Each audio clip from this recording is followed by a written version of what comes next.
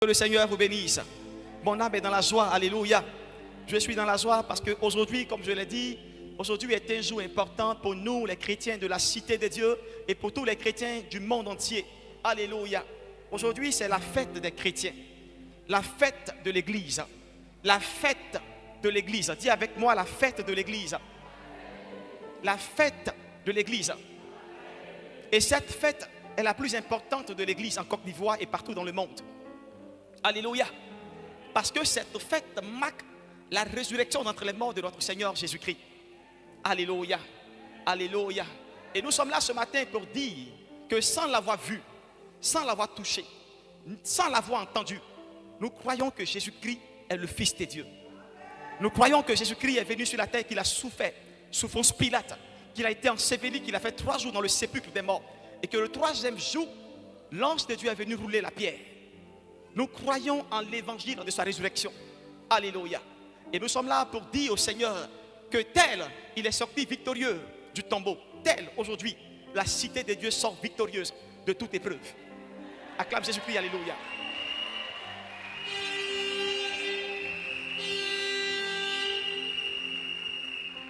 Tel, Jésus-Christ est sorti victorieux de la mort. Tel, l'histoire de ton église change ce matin.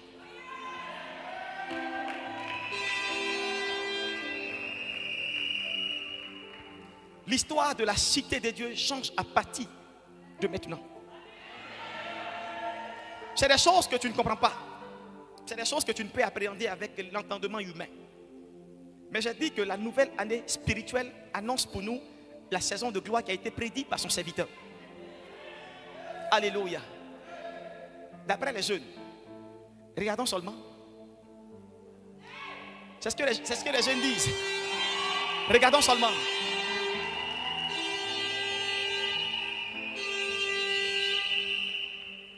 Alléluia.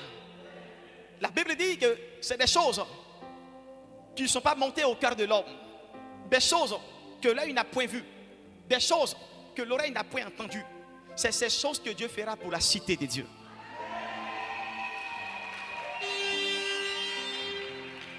Le Seigneur ce matin est content de toi. Alléluia. Le Seigneur est content parce que depuis ces temps d'épreuve au travers desquels l'église est passée, beaucoup d'entre nous avons désisté. Beaucoup ont refroidi dans leur dîme. Beaucoup ont refroidi dans leur engagement. Parce que d'après eux, papa n'est pas là, donc l'église ne marche plus. Dieu n'est pas là, l'onction n'est pas là. Il n'y a plus de culte. Donc beaucoup se sont eux-mêmes distingués à l'égard de cette épreuve. Mais par contre, toi, tu es resté fidèle. Tu as continué à payer ta dîme. Tu as continué à servir avec le maigre moyen que tu avais. Frère, allons seulement. Allons seulement.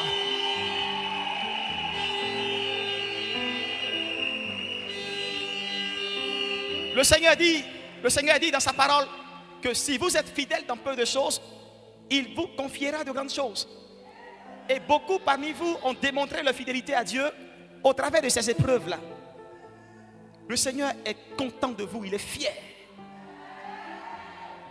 Et à cause de ce que tu n'as donné ni repos à ton corps, tu n'as privé la cité de Dieu de tes offrandes. À cause de ce que toutes les fois où le Seigneur t'appelait à la prière pour son serviteur, tu n'avais pas d'excuse et tu venais répondre à l'appel du Seigneur. À cause de l'amour que tu as manifesté pour cette église, le Seigneur me charge de te dire ce matin, les temps qui arrivent seront des temps de témoignage pour toi.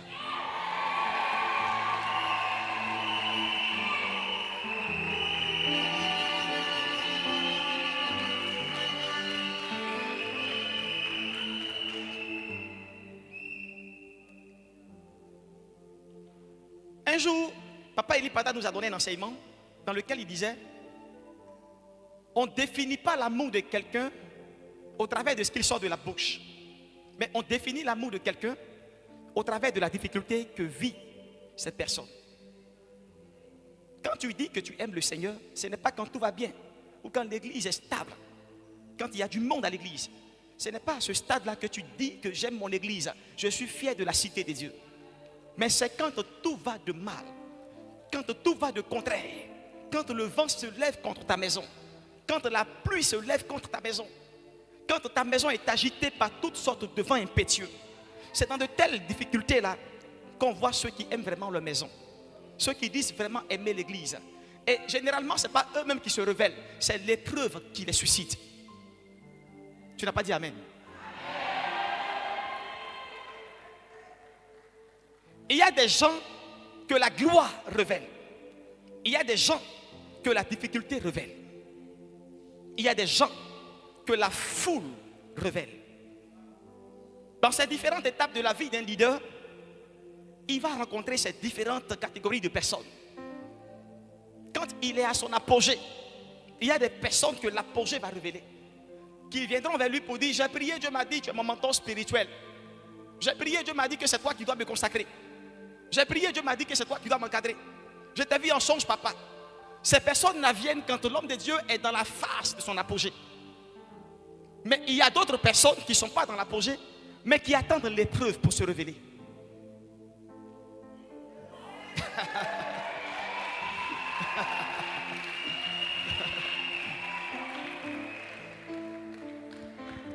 Il y a un disciple de Jésus du nom de Joseph d'Arimathée.